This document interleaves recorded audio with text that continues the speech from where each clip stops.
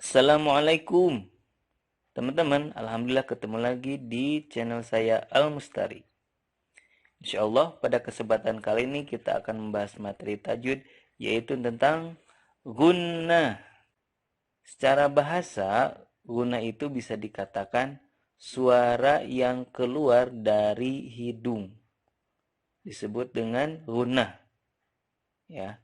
Adapun secara istilah, dalam hal ini istilah ilmu tajwid, gunnah adalah suara yang keluar dari hidung yang terdapat pada huruf mim dan juga nun.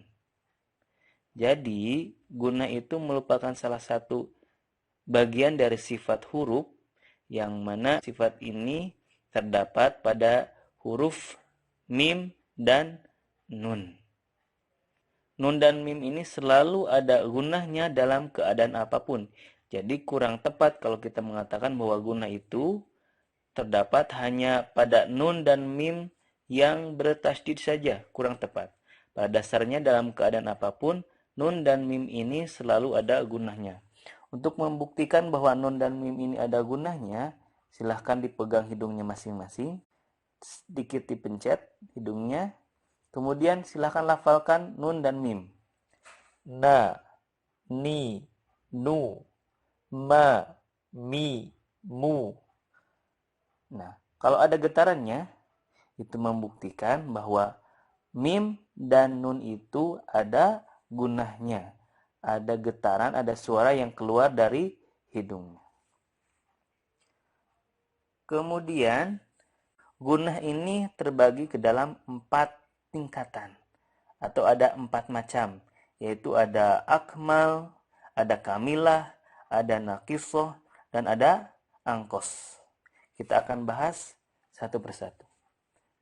Pertama, ada namanya gunnah akmal. Gunnah akmal ini adalah terdapat pada nun dan mim dalam keadaan bertasydid dan juga idgham. Jadi, secara rincinya, gunnah akmal ini terdapat pada nun bertasydid, mim bertasydid, pada hukum idgham bi gunnah, dan juga idgham mislein. Contohnya, nun bertasydid, malikin nas. Contoh mim bertasydid, tuhammilna. Contoh idgham bi gunnah, may yaqulu. Contoh idgham mislein, lakum ma. Nah, gunnah pada akmal ini harus dibaca panjang atau ditahan dengungnya itu sepanjang atau seukuran 2 sampai 3 harokat. Ya, kita sudah ada gunnahnya, tapi kalau tidak ditahan itu salah. Contohnya pada kata Muhammadun, ya. Muhammadun sudah ada gunnahnya tapi ditahan, itu kurang tepat. Kalau ada yang nun bertasydid, mim bertasydid, idgham bi gunnah, idgham mislein, itu harus ditahan 2 sampai 3 harokat. Muhammadun, inna, ya, dan lain-lain. Yang kedua, ada namanya gunnah kamilah. Gunnah kamilah ini terdapat pada nun dan mim ketika ikhfa. Lebih rincinya lagi, terdapat pada 3 hukum, yaitu pada hukum ikhfa hakiki, pada hukum iqlab, dan ikhfa syafawi. Contoh ikhfa hakiki, fasabrun jamil. Runja harus ada gunnahnya.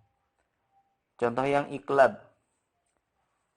sami'an basira. Amba ada gunnahnya. Contoh pada ikhfa syafawi, wa ma hum bimu'minin.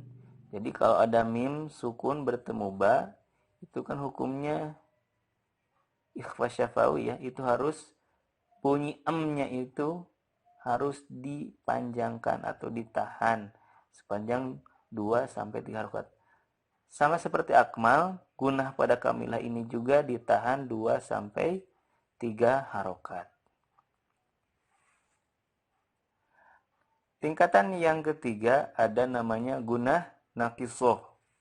Nah, gunah nakisoh itu terdapat pada nun dan mim ketika izhar. Nun dan mim yang sukun, tetapi hukumnya izhar.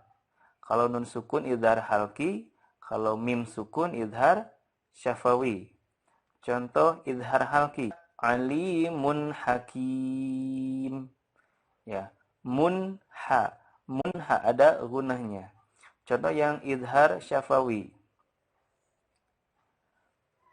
Liyabluwakum ayyukum ahsanu. Kum yang izhar syafawi itu pasti ada gunahnya. Nah, untuk nun dan mim yang sukun dalam keadaan izhar itu ada ekornya sedikit. Ya. Jadi gak putus sama sekali. Contohnya, man amana, tidak boleh kita membacanya dengan man amana, tapi ada ekornya sedikit. Man amana. Kenapa demikian? Karena mim dan sukun ini terbatasnya itu ada yang namanya tawasud. Tawasud itu antara rakhwah dan juga syiddah. Kalau rakhwah itu yang berekor atau mengalir suaranya seperti sin kan gitu ya. As, ada esnya gitu kan. Ada ahnya gitu, ha gitu ya. Sedangkan yang syiddah itu yang terputus sama sekali gitu ya. Nah, ini antara keduanya, berada antara keduanya. Jadi putus enggak, mengalir juga enggak. Artinya ada ekor tapi sedikit gitu ya. Makanya kita bacanya dengan man min ya. Begitupun dengan mim. Kum ya. Kum enggak boleh kum. Tapi kum ada sedikit ekornya ya. Jadi enggak langsung putus suaranya. Untuk itu tingkatannya itu pada nakisoh. Selanjutnya, gunah yang terakhir ada gunah angkos. Angkos itu artinya lebih paling kurang gitu ya. Nah, gunah angkos ini terdapat pada nun dan mim yang berharokat, baik itu fathah, kasroh ataupun dhammah. Ya. Contohnya, ahsanu amala, nu. Pastinya kalau kita memegang hidung itu ada gunahnya, tapi hanya satu harokat saja. Ahsanu amala, nu. Amala, ma. Contoh lainnya, wa amanu, ma, nu. Nah, nu pada kata nu walaupun dibacanya mad, nah yang mad itu kan yang dipanjangkannya adalah vokalnya, bunyi u-nya, bukan gunahnya. Jadi kurang tepat ketika baca kita gunahnya terus-terusan. Jadi amanu gitu ya. Gunahnya ke bawah jangan. Tetapi vokalnya yang dibacakan ketika mad itu amanu maliki. Jadi jangan maliki tapi maliki begitu ya. Untuk latihan, untuk lebih tepatnya lagi untuk praktiknya, silahkan teman-teman sekalian bertanya kepada guru yang sudah ahli supaya bisa dikoreksi lebih tepatnya lagi, lebih bagus lagi begitu ya. Itulah pembahasan kali ini tentang hukum guna ataupun sifat guna dalam ilmu tajwid. Sekian dan demikian. Wassalamualaikum warahmatullahi wabarakatuh.